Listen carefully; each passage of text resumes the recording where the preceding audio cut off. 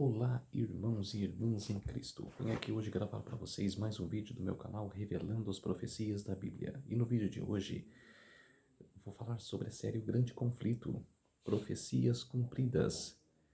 Vou relatar aquilo que Ellen G. White escreveu e contar um pouco dessa história para vocês, tá ok? Mas primeiro eu peço a ajuda de vocês para se inscreverem no meu canal revelando as profecias da Bíblia. Deixe seu like, ative os sininhos de notificações para receberem o meu vídeo e compartilhe com o maior número de pessoas que vocês puderem o conteúdo do meu canal. Preciso da ajuda de vocês, tá ok? Vamos orar para fortalecer cada vez mais a nossa fé. Querido Deus e Pai, muito obrigado por este dia do Senhor que começou ontem ao pôr do sol e que termina hoje ao pôr do sol. 24 horas de adoração e louvor, o sábado do Senhor, meu Deus. O quarto mandamento da lei de Deus, da sua lei, meu Deus. O quarto mandamento, lembra-te do dia de sábado para santificar. Por isso, meu Deus, vem aqui hoje para ser o seu servo. Faça-me de mim para ser o seu servo, Senhor. Para que em minutos e segundos eu possa relatar a tua palavra, escrita pela serva do Senhor, Ellen G. White. Tudo isso agradeço e peço em nome do meu Salvador Jesus Cristo. Amém. Vamos lá, povo de Deus. Profecias cumpridas.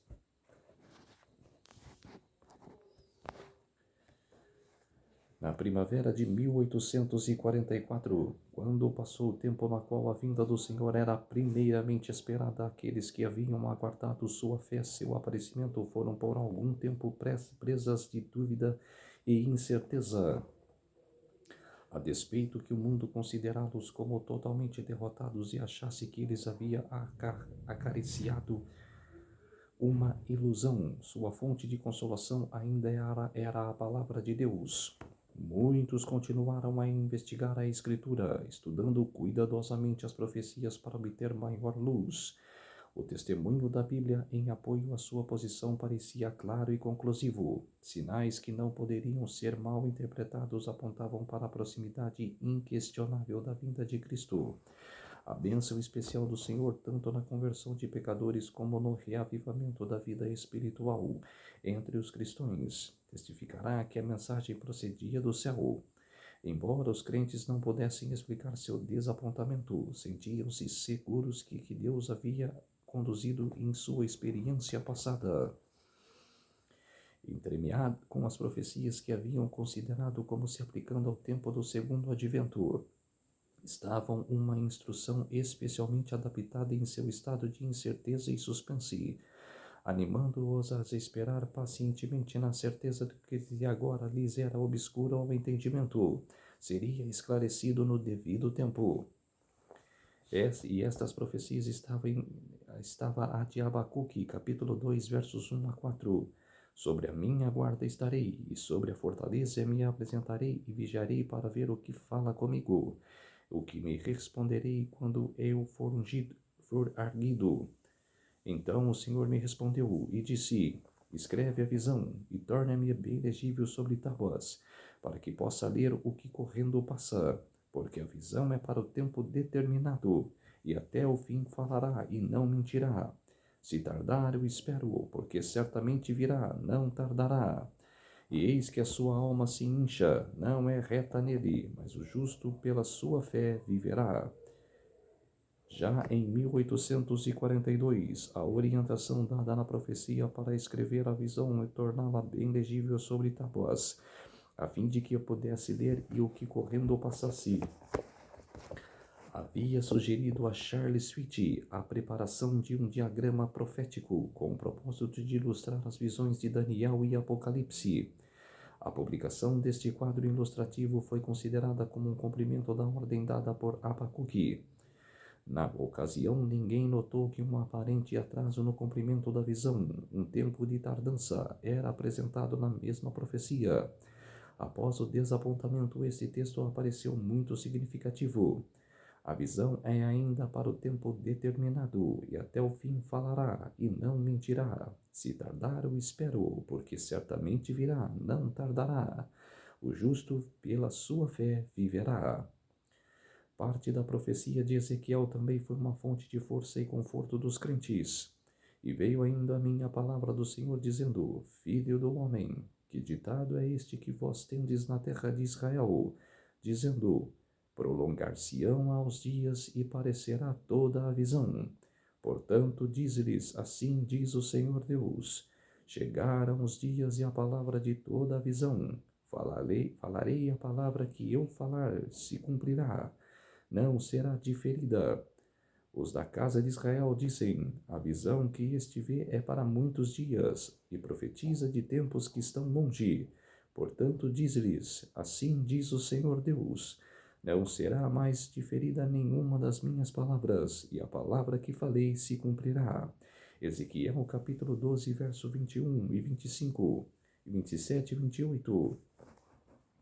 Os crentes expectantes se regozijaram, crendo que aquele que o conhece o fim desde o princípio havia olhado através dos séculos, e prevendo que o seu desapontamento dera-lhes palavras de encorajamento e esperança. Não fosse por tais porções das Escrituras admoestando-os a esperar com paciência e a manter firme na confiança na palavra de Deus. Sua fé teria falhado naquela hora de provação. A parábola das 10 virgens de Mateus 25 também ilustra a experiência do povo adventista. Em Mateus 24, em resposta à pergunta dos discípulos concernente aos sinais de sua vinda e do fim do mundo, Cristo apontará para alguns dos mais importantes acontecimentos da história do mundo e da Igreja, desde o seu primeiro até o segundo advento, como seja a destruição de Jerusalém, a grande tribulação da Igreja, sob perseguição pagã e papal, o escurecimento do sol e da lua e a queda das estrelas. Depois disso, ele falou de sua vinda em seu reino e propôs a parábola que descreve as duas classes de servos que esperam por seu aparecimento. O capítulo 25 abre-se com estas palavras: Então o reino dos céus será semelhante às 10 virgens. Aqui é apontada a igreja que vive nos últimos dias, a mesma indicada no final do capítulo 24. Nesta parábola, sua experiência é ilustrada pelos incidentes de um casamento oriental. Então o reino do céu será semelhante às 10 virgens, que, tomando as suas lâmpadas, saíram ao encontro do esposo. E 5 delas eram prudentes e 5 loucas. As loucas, tomando as suas lâmpadas, não levaram azeite consigo, mas as prudentes levaram azeite em suas vasilhas com as lâmpadas. E tardando o esposo, tosquenejarão todas, e adormeceram, mas à meia-noite ouviu-se um clamor: Aí vem o esposo, sai-lhe ao encontro. A vinda de Cristo, como anunciada pela mensagem do primeiro anjo, foi entendida como representando a vinda do esposo. A ampla reforma sobre a proclamação de sua iminente vinda teve seu paralelo na saída das virgens. Nesta parábola, como na de Mateus 24, duas classes são representadas. Todas haviam tomado suas lâmpadas às escrituras sagradas e sobre luz saíram para se encontrarem com o noivo. Mas enquanto as loucas, tomando suas lâmpadas, não levaram azeite consigo, as prudentes levaram azeite em suas vasilhas com as suas lâmpadas. A última classe havia recebido a graça de Deus e o regenerador e iluminador poder do Espírito Santo, que torna a sua palavra uma lâmpada para os pés e luz para o caminho. No temor de Deus estudaram as Escrituras para aprender a verdade e com grande fervor buscaram pureza de coração e vida. Possuíam experiência pessoal, fé em Deus e em sua palavra, as quais não poderiam ser subvertidas pelo desapontamento e a tardança. Outras, tomando as suas lâmpadas, não levaram azeite consigo. Essas haviam sido movidas por impulso. Seus temores haviam sido excitados pela mensagem solene, mas haviam dependido da fé de seus irmãos e estado satisfeitas com a vacilante luz das boas emoções. Desprovidas de uma compreensão mais completa da verdade e da genuína obra da graça no coração, haviam saído para se encontrarem com o Senhor, cheias de esperança na perspectiva de uma imediata recompensa, mas não estavam preparadas para a demora e desapontamento. Quando vieram as provações, falhou-lhes a fé e a sua luz se escureceu. E tardando o esposo, tosquenejaram todas e adormeceram. Pela tardança do esposo é representada a passagem do tempo em que o Senhor era esperado. o desapontamento e o aparente atraso. Neste tempo de incerteza, o interesse dos superficiais e indiferentes logo começou a desmoronar, e seus esforços se enfraqueceram, mas aqueles cuja fé achava-se embasada no conhecimento pessoal da Escritura Sagrada tinham uma rocha sobre os seus pés, e a qual as ondas do desapontamento não poderiam abalar. Tosquenejaram todas e adormeceram, uma classe na indiferença e abandono de sua fé, outra esperando pacientemente até que a luz mais clara lhe fosse dada. Todavia, na noite de provação, a última pareceu perder, até certo ponto, seu zelo e devoção. Os levianos e apáticos não mais puderam firmar-se na fé de seus irmãos.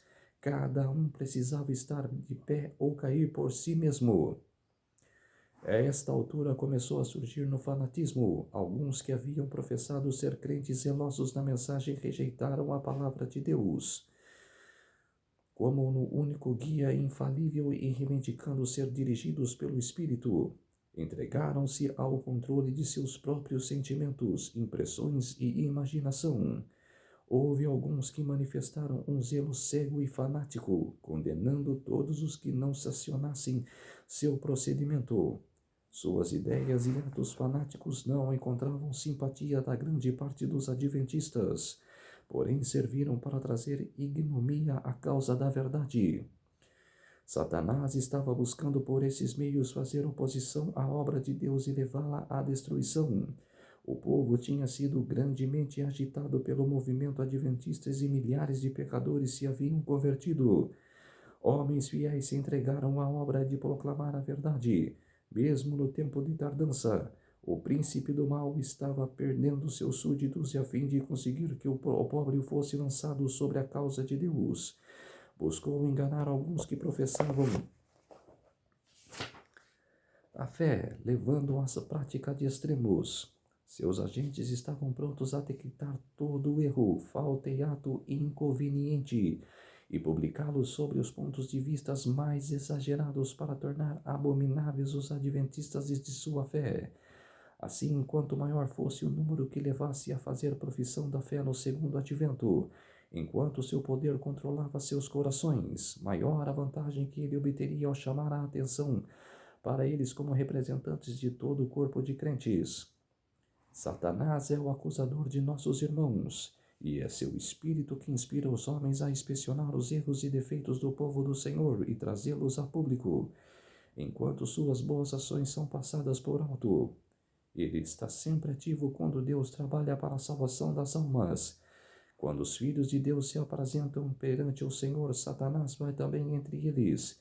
Em todo reavivamento, ele está preparado para introduzir os que não são santificados de coração e desequilibrados de mente. Quando esses aceitam alguns pontos da verdade e obtêm um lugar entre os crentes, opera por meio deles para introduzir teorias de enganarão e descuidados. Que enganarão os descuidados. Nenhum homem prova ser um verdadeiro cristão por ser encontrado em companhia dos filhos de Deus.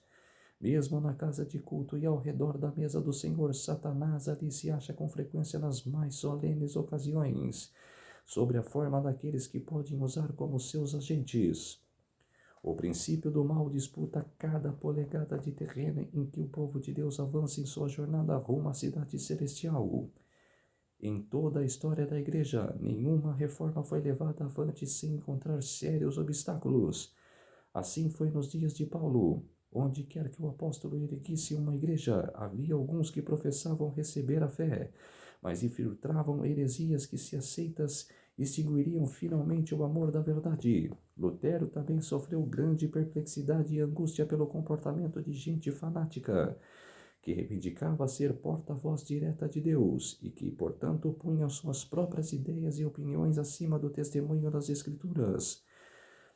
Muitos que tinham falta de fé e experiência, mas que possuíam considerável autossuficiência e amavam ouvir ou contar algumas novidades, eram enganados pelas pretensões dos novos mestres e ungiam seus agentes de Satanás em sua obra de derribar o que Deus havia movido por Lutero a levantar. E os Wesleys e outros que abençoaram o mundo por sua influência e fé, enfrentaram a cada passo os engados de Satanás, que levava pessoas desequilibradas, extremistas e não santificadas a fanatismos de toda espécie.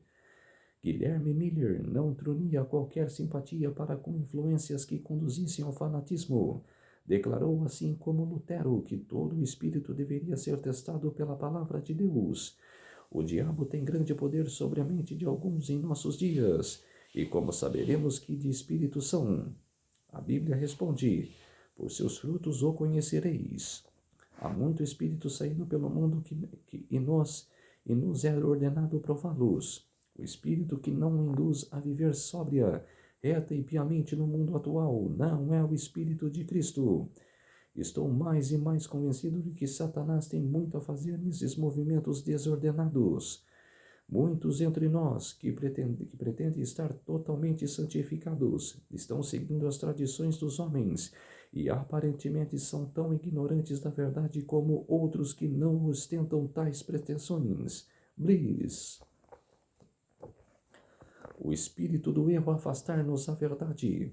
O Espírito de Deus conduz-nos para a verdade. Mas dizem vocês, um homem pode estar em erro e em pensar que tem a verdade? Então respondemos, o Espírito e a palavra concordam. Se o homem julga a si mesmo pela palavra de Deus e encontra perfeita harmonia através de toda a palavra, então ele pode crer que está na verdade. Mas se descobre que o espírito pelo qual está sendo conduzido não se harmoniza com todo o conteúdo da lei ou do livro de Deus, então encaminhe ele com cuidado para que não aconteça ser apanhado nas armadilhas do diabo. The Adventista Herald Sings of Times Reporter, de 15 de janeiro de 1845. Tenho muitas vezes obtido mais evidências de piedade interior por meio de um olhar iluminado com o rosto lacriminoso, uma declaração entrecortada, do que todo o ruído da cristandade. Bliss. Nos dias da Reforma, seus inimigos imputavam todos os males do fanatismo aos que estavam trabalhando mais diligentemente para combatê-lo. Atitude similar foi adotada pelos adversários do movimento adventista. E não contentes em deturpar e extrapolar os erros dos extremistas e fanáticos, espalhavam boatos desfavoráveis,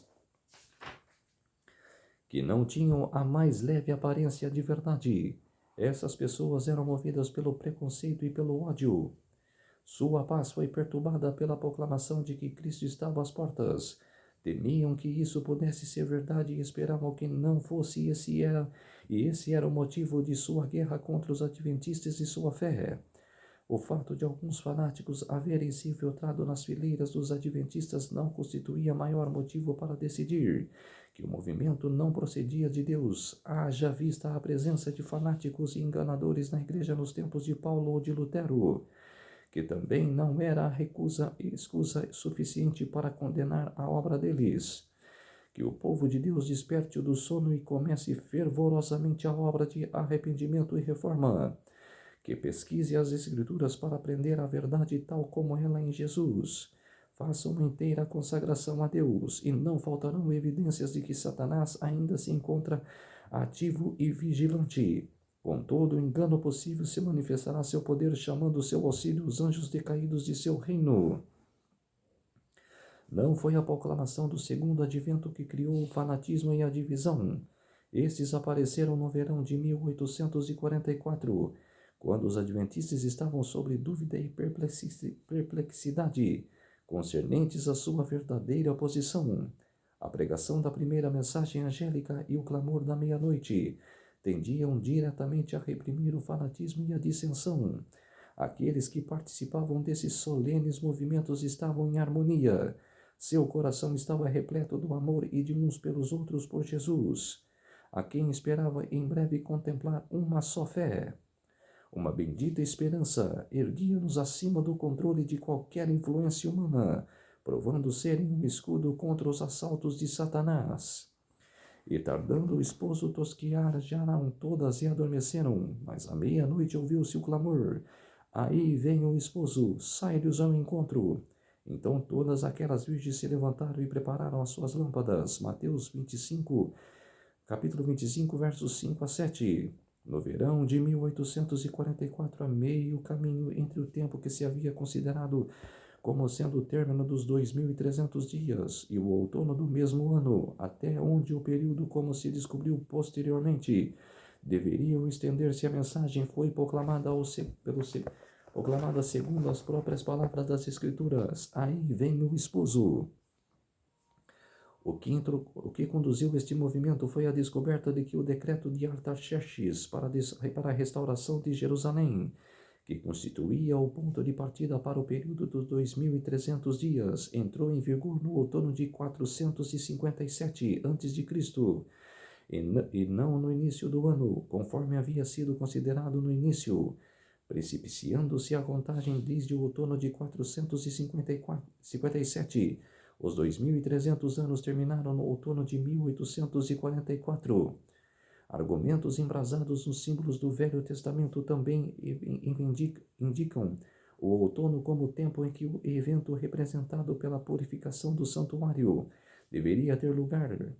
Isso se tornou muito claro quando a atenção se voltou para o modo pelos quais os símbolos referentes ao primeiro advento de Cristo haviam se cumprido.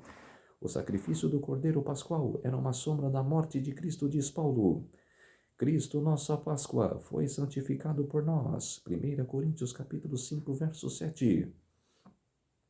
O molho das primícias, que no tempo da Páscoa era movido perante o Senhor, triplicava a ressurreição de Cristo.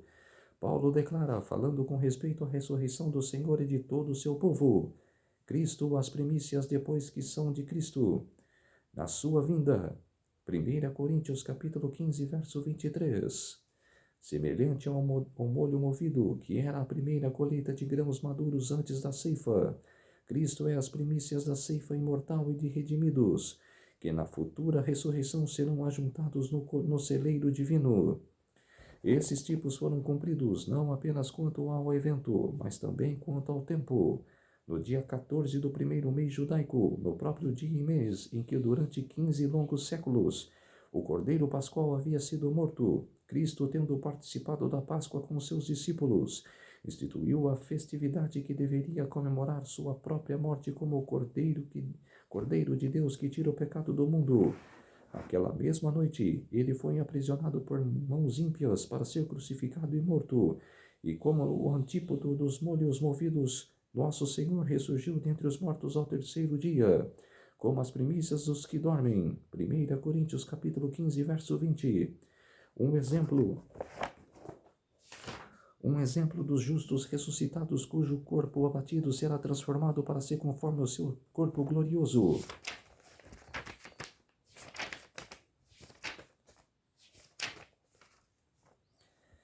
Filipenses capítulo 3, verso 21. De maneira semelhante, os tipos que se referem ao segundo advento devem ser cumpridos no tempo apontado pelo serviço simbólico.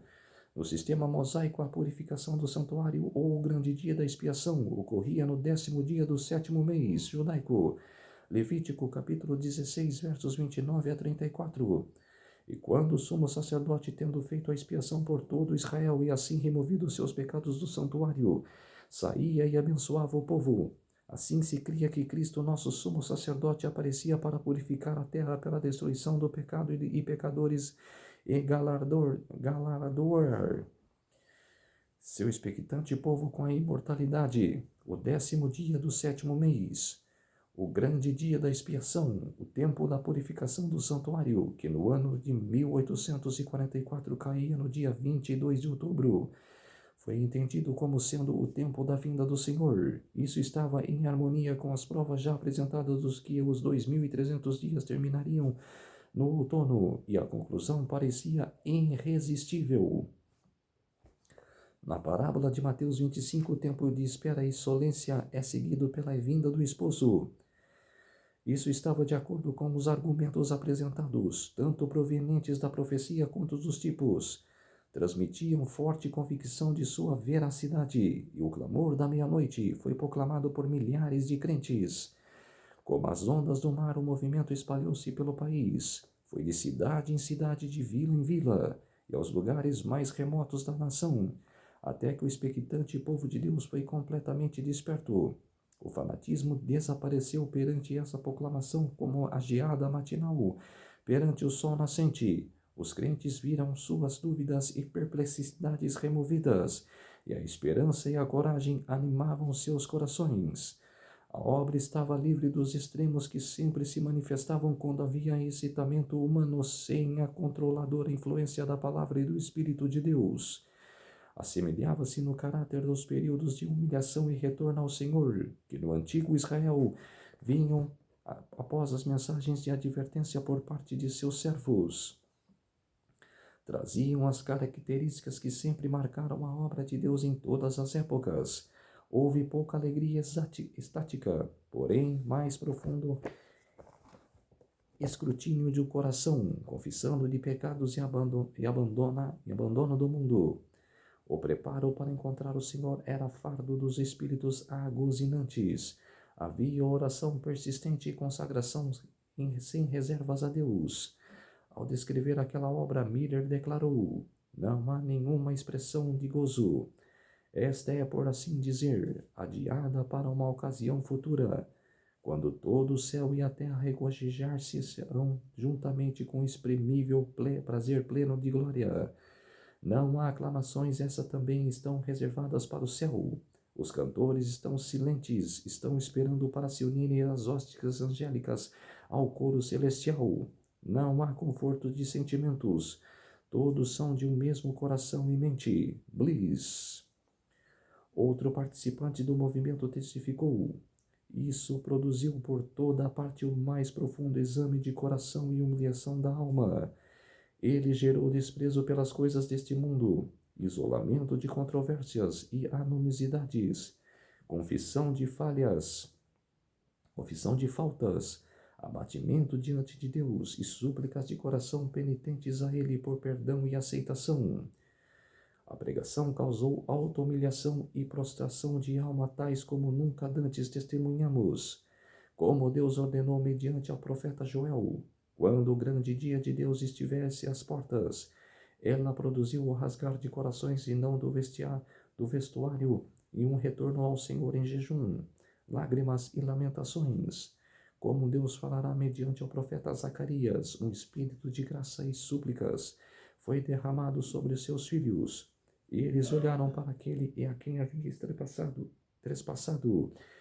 Houve grande lamentação na terra, e os que esperavam pelo Senhor afligiram a alma perante ele. Bliss. De todos os grandes movimentos religiosos desde os dias dos apóstolos, nenhum foi mais livre de imperfeições humanas e dos enganos de Satanás do que o de outono de 1844. Mesmo hoje, após o transcurso de muitos anos, depois que fizeram parte daquele movimento e que permaneceram firmes na plataforma da verdade, ainda sente-se a sua influência daquela obra abençoada e dão testemunho do que ela procedeu de Deus. Ao clamor, aí vem o esposo, sai-lhe ao encontro. Os expectantes se levantaram e repararam as suas lâmpadas.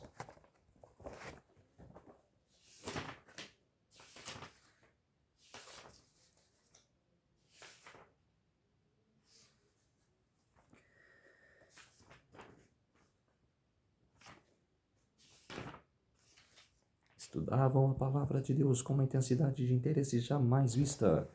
Anjos foram enviados do céu para despertar os que haviam desanimando e prepará-los para receberem a mensagem. A obra não estava em pé pela sabedoria e conhecimento dos homens, mas pelo poder de Deus. Não foram os mais talentosos, porém os mais humildes e consagrados os primeiros a ouvir e obedecer à chamada. Fazendeiros deixaram as colheitas nos campos, mecânicos dispuseram suas ferramentas, e com lágrimas ou regozijo saíram a dar advertência. Aqueles que inicialmente haviam administrado a causa estavam entre os últimos a se unir a este movimento. As igrejas em geral fecharam-se as portas a essa mensagem, e um grande número daqueles que a receberam retiraram-se de seu reino, seu meio. Na providência de Deus esta proclamação uniu-se à mensagem do segundo anjo e deu poder à obra. A mensagem, aí vem o esposo, não era tanto uma questão de argumentos, Embora a prova da Escritura fosse clara e conclusiva, acompanhara um implemente poder que tocava a alma. Não havia dúvida ou questionamento. Por ocasião da entrada triunfal de Cristo em Jerusalém, o povo proveniente de todas as partes da terra e que se reunira para participar da festa afluiu ao Monte das Oliveiras. E juntando-se à multidão que escutava Jesus, foi tomado pela excitação daquela hora e ajudou a aumentar o brado. Bendito o que vem em nome do Senhor. Mateus capítulo 21, verso 9. De maneira parecida, os incrédulos que se reuniram aos encontros adventistas, alguns por curiosidades, outros meramente com o propósito de zombar, sentiram-se o persuasivo poder que assistia à mensagem. Aí vem o esposo. Naquele tempo havia aquela fé que obtinha respostas à oração, fé que visava a um galardão, como chuva torrencial sobre a terra enriquecida. O Espírito de graça descia sobre os que ferventemente buscavam, aqueles que estavam esperando estar logo face a face com o seu Redentor. Sentiram uma solene e indizível alegria. O poder comovente do Espírito Santo estremecia os corações à medida que suas bênçãos eram concedidas em rica medida sobre os crentes fiéis.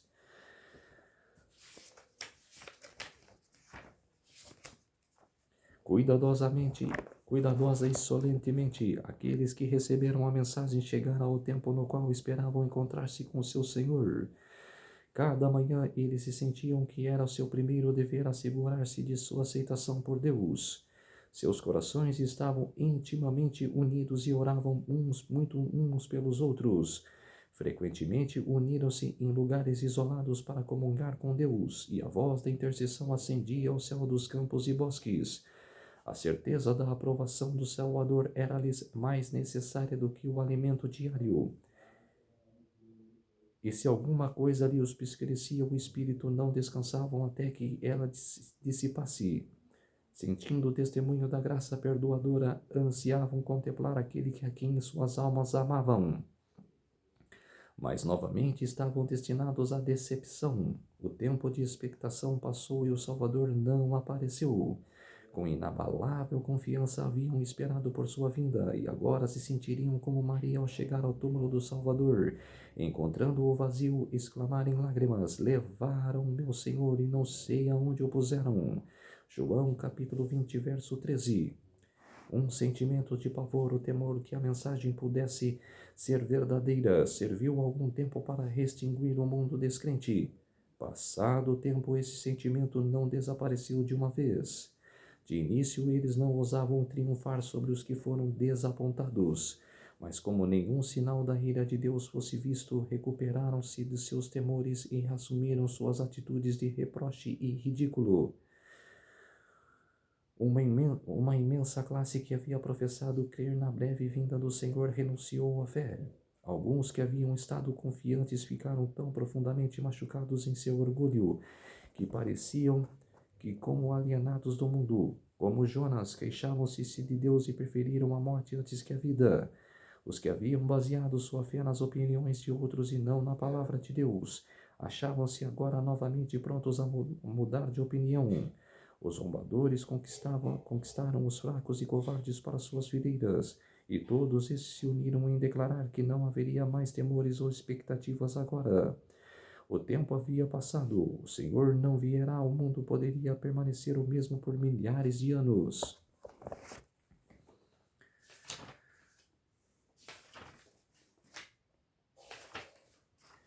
Os crentes fervorosos e sinceros haviam abandonado por tudo por Cristo e sentiram sua presença como nunca antes. Eles tinham como haviam crido, transmitindo a última advertência ao mundo, e esperando serem logo recebidos na companhia do Divino Mestre e dos anjos celestiais. Haviam-se em grande extensão apartado da companhia daqueles que não receberam a mensagem. Com intenso desejo haviam orado: vem, Senhor Jesus, vem logo. Mas ele não viera, e agora portar novamente o pesado fardo dos cuidados de perplexidades da vida, suportar os sarcasmos e desdém de um mundo zombeteiro, em uma terrível prova de fé e paciência. Todavia, esse desapontamento não foi tão grande como o experimentado pelos discípulos no tempo do primeiro advento de Cristo. Quando Jesus cavalgou triunfalmente para Jerusalém, seus seguidores criaram estar ele prestes a subir no trono de Davi e libertar Israel dos opressores. Plenos de esperanças e gozosas antecipações, disputavam uns com os outros as chances de honrar ao seu rei. Muitos estendiam suas vestes extremas como um tapete pelo caminho de Cristo, ou dispunham frondosos ramos de palmeira diante dele. Em sua entusiástica alegria, uniram-se na jubilosa aclamação: Hosana ao filho de Davi. Quando os fariseus, perturbados e irritados por essa exploração de regozijo, quiseram que Jesus repreendesse os discípulos, ele replicou: se estes se calarem, as próprias pedras se clamarão. Lucas capítulo 19, verso 40. A profecia devia ser cumprida. Os discípulos estavam atendendo ao propósito divino. Entretanto, estavam eles destinados a um amargo desapontamento. Dentre Deus, com poucos dias haveriam de testemunhar a agonizante morte do Salvador e punhá-la na sepultura. Suas expectativas não se haviam cumprido num único particular, e suas esperanças morreram com Jesus.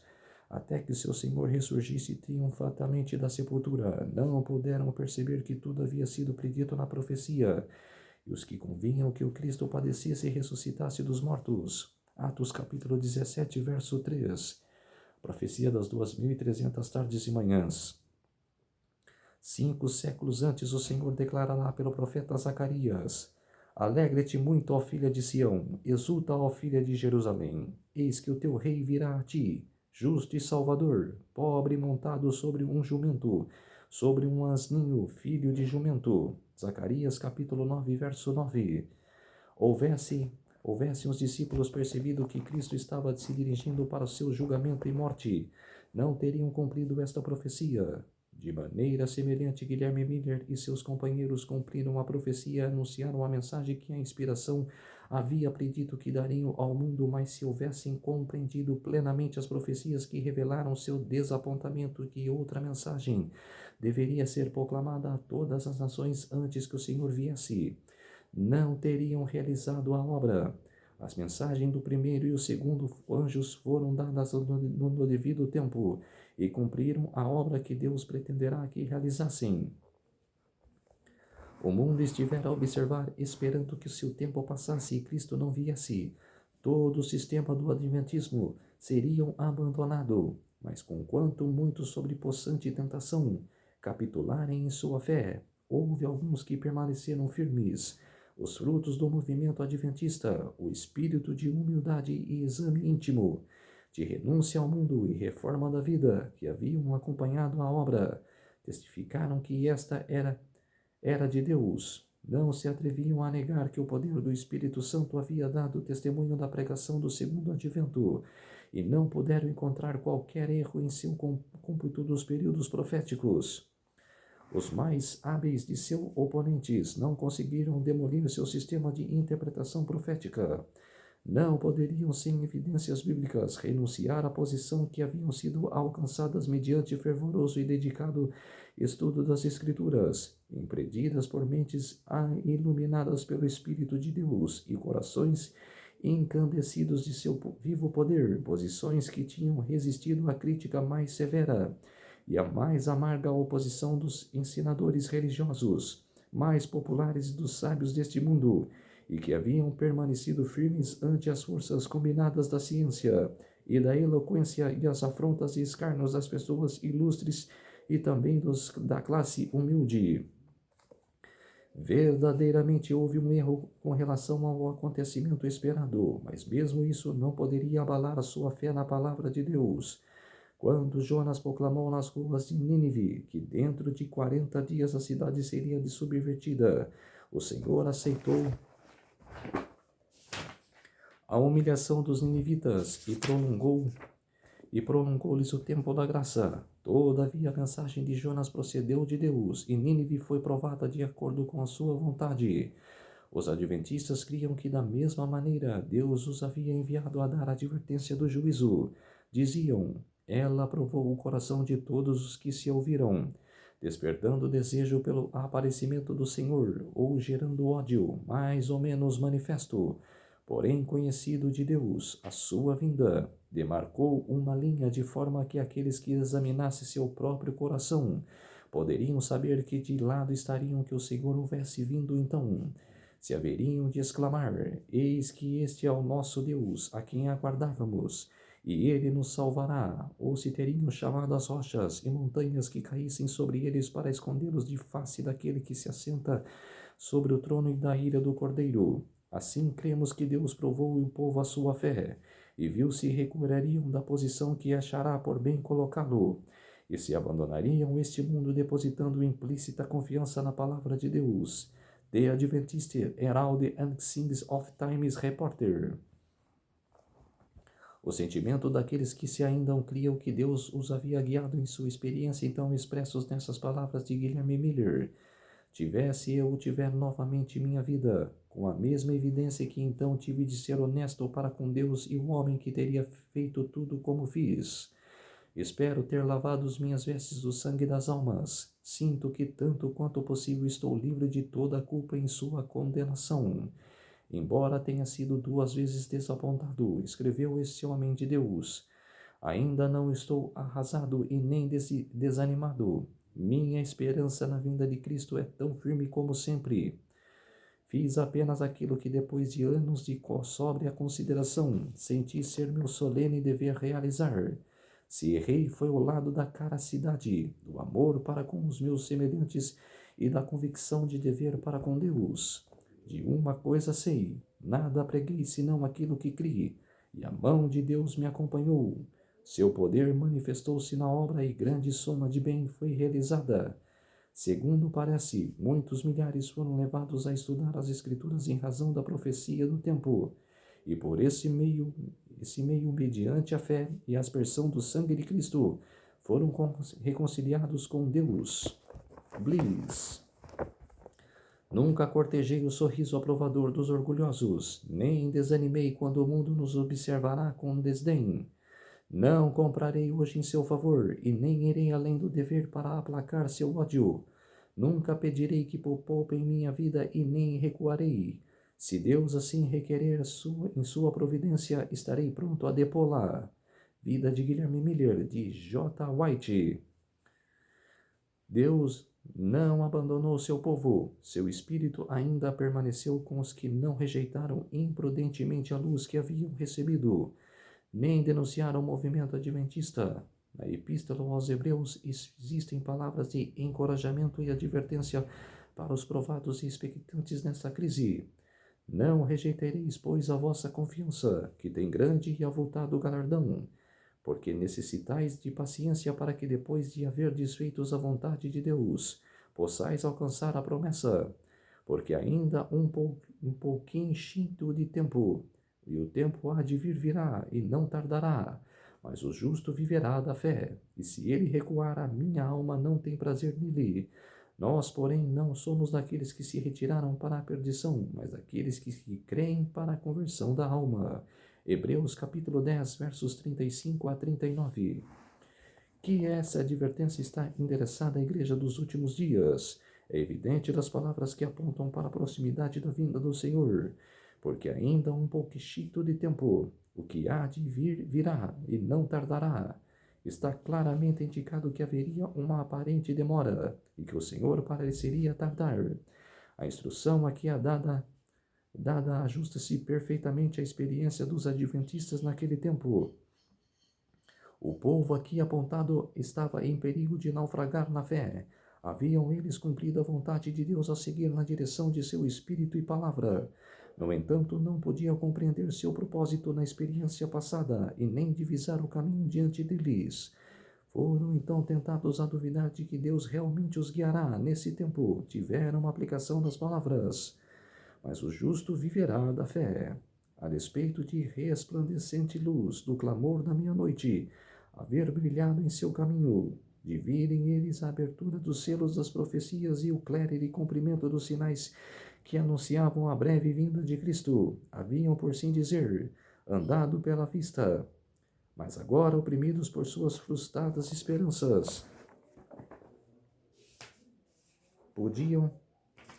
podiam resistir unicamente pela fé em Deus e em sua palavra.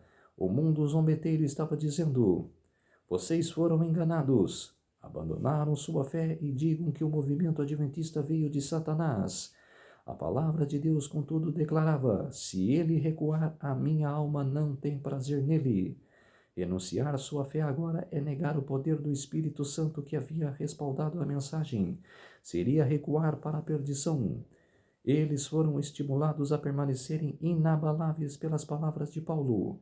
Não rejeitereis, pois, a vossa confiança. Necessitais de paciência, porque ainda um pouquinho de tempo, e o que há de vir virá, e não tardará. Seu único e seguro caminho era conservar a luz que já havia recebido de Deus, apegar-se firmemente às suas promessas e continuar a estudar as Escrituras, vigiando e esperando pacientemente a fim de receber maior luz. Isso foi a Profecias Cumpridas, o capítulo 22 da série O Grande Conflito, Povo de Deus. Vamos orar para fortalecer cada vez mais a nossa fé? Querido Deus e Pai, muito obrigado por estes minutos e segundos que o Senhor esteve comigo.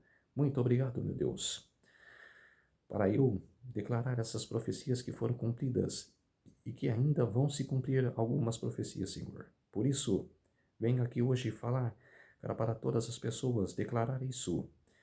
E muito obrigado pelo que o Senhor fez de mim, o seu servo, para declarar essa verdade.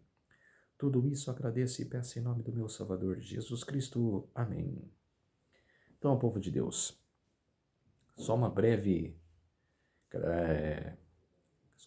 lição desse texto que eu falei agora.